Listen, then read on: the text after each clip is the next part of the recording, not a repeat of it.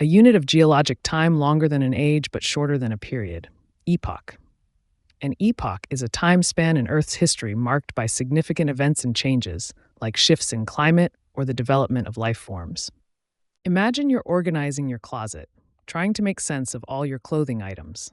Just like sorting clothes into categories like shirts, pants, and jackets, geologists use epochs to categorize chunks of Earth's history, which are longer than ages, like organizing by color within each clothing category, but shorter than periods, like the overall categories of clothing.